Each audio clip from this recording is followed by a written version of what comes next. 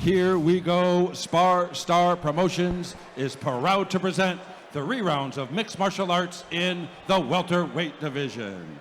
This bout is sponsored in part by Bitch Slap Energy. Hashtag you need a bitch slap. Once again, our referee in charge of this bout, Chris the Crippler Lieben. And now, introducing to you first, on my left, fighting out of the blue corner, he is wearing black trunks, trimmed in white. He is training out of Tracy Hess's sub-fighter in Lakewood by way of Anaheim. He weighed in 170 pounds. His record, no wins with 1 loss. Ladies and gentlemen, introducing Omar Santoyo.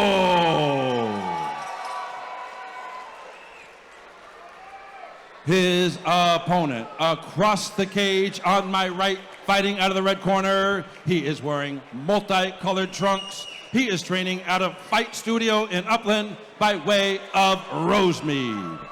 He weighed in 168 pounds. His record, no wins with 1 loss. Ladies and gentlemen, introducing Jose Hercules Flores. All right, fans, here we go. 3 rounds of mixed martial arts in the welterweight division. All right, John, just making a guess here. I don't think these guys are going to waste any time. I think if you're looking over at Hercules over on the side, I think he wants to get straight to business. And here we go. Yep. And also always curious to see, anyone out of the Checkmat Upland fight team. Flores on his back right away. Nice takedown from Omar. Omar putting heavy pressure, and you do see from underneath, there was an attempt to try and get frames that now resulted in getting mounted and the back being compromised here, John. We could be going home a little early.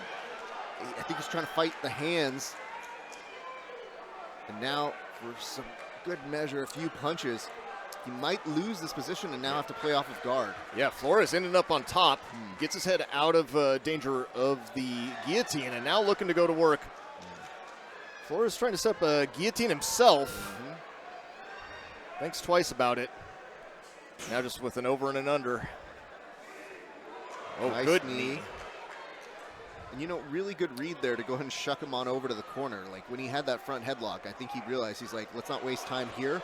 Let's get straight back to our striking. Good left from Flores. Shot from the body, and then Flores comes up with a nice uppercut there. Now just leaning all that body weight, gets shifted, reshifts. Might be kind of the name of the game here. Both these guys kind of look like they really like to assert that dominance on that cage. Ooh, wasn't sure if that was too low, but yeah, still good so far. Looked like he reacted to it, but maybe just a momentary and it's recovered. Yeah, it might just be a good hit in that area. Surprised Omar not going back to the wrestling. It looked like he had an advantage there. Oh, excellent uppercut from Flores. I'm just a little weary on just where like the hands and the head movement is for Omar. Like when he's swinging and getting that good head movement, the head's a little exposed there. So I almost want the hands to be up as he's trying to do that.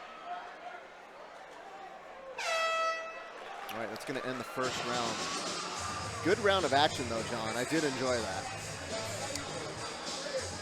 Yeah, I mean, Omar, it seems like he has the advantage in the wrestling, but I mean, ended up on his back himself, so.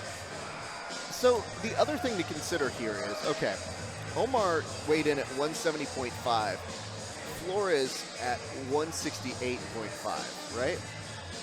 Okay, so if that's the case, you're looking at both these gentlemen, and you're probably thinking for Omar, you're like, I know my wrestling's good, I know I can make something happen, but I don't know that I want to commit to that just yet.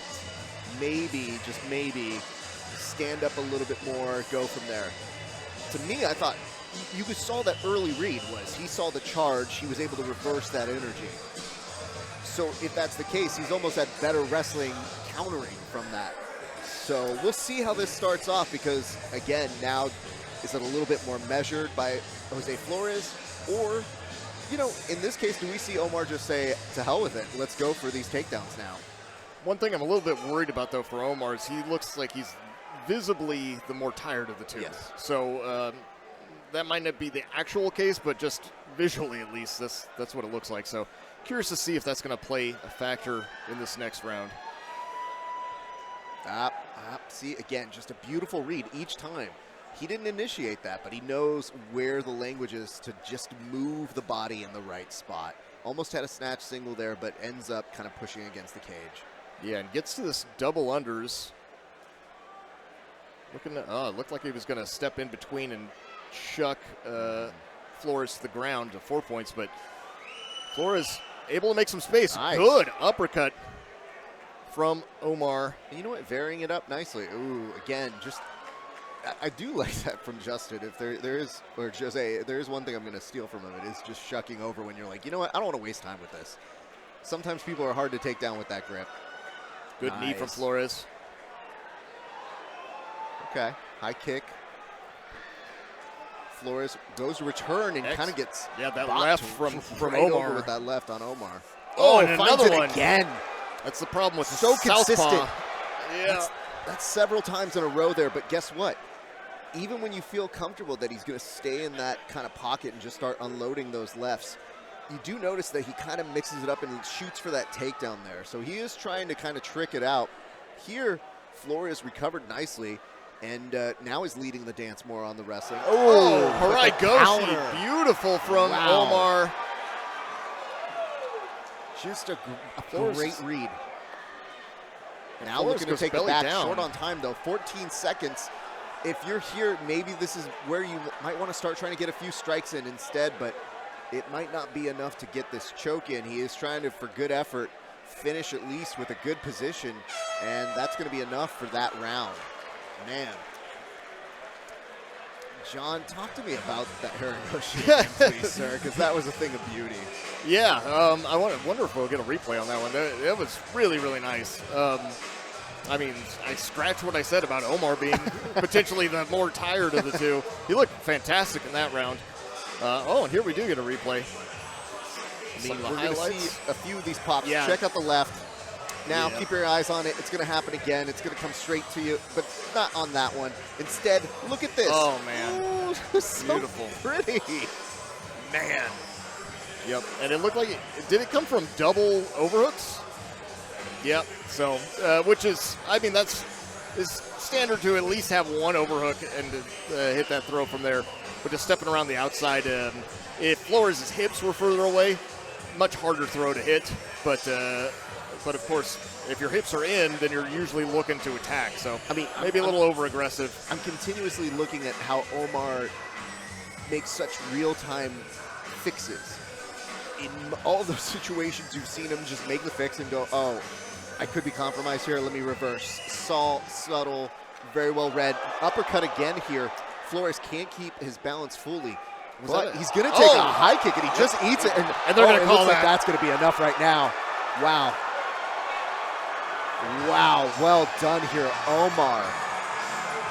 Omar Santoyo coming in with a beautiful finish that, you know what, you almost have to just be present in that moment to get. What an amazing thing.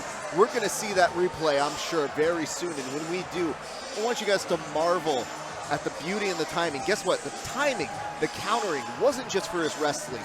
Watch this man's ability to read the body language and tell me if you don't see just a beautiful extension on the kick and just a little bit on the button just to close the deal here. And Chris Lieben gets right in between them. Yeah, I would scream too if I was you, buddy. John, look at this. Oh, man. That left high kick. And Flores, he just, I think the last two rounds just took a little bit of the pepper out of him, and he was just not as quick in addressing that. It looked like he was reaching a little bit too, like he thought it was going to be a low kick or a body shot, and reaching for that kick is just so dangerous. So keep this in mind too. He had kind of telegraphed that early in that first round as well, and he kind of hit that shoulder. So maybe, just maybe, Flores was thinking, you know what, this extension, I know my circumference here, I'm not going to get hit with this. But then instead, when you're a little bit more tired and you're going deeper into these rounds, those things that you think aren't going to be a big issue for you then become the issue. So I just found that so great. Way to stick to the plan there for Omar. I think we're going to go now back to the cage to hear our official decision. But man, what an incredible Ladies and finish. gentlemen, at 12 seconds of round number 3, referee in charge, Chris the Crippler Lieben, stops the contest due to strikes. Our winner by TKO, the blue corner, Omar Santoyo.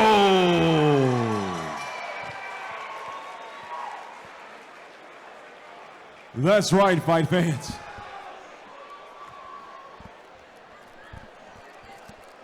Omar, brother, how you feel, man?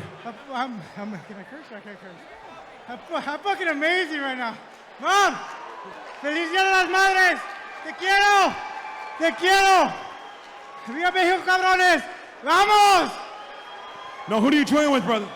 I'm a sub fighter for MMA. Dream Art Jiu-Jitsu, Fullerton. Let's fucking go.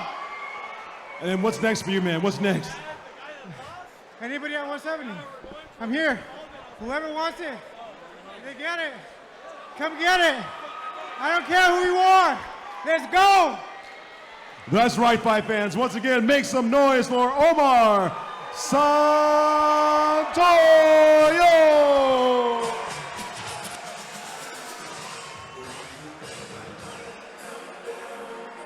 What a great moment. Good for him, man. He was just so incredibly in that fight. Like, it's just, you wish for that.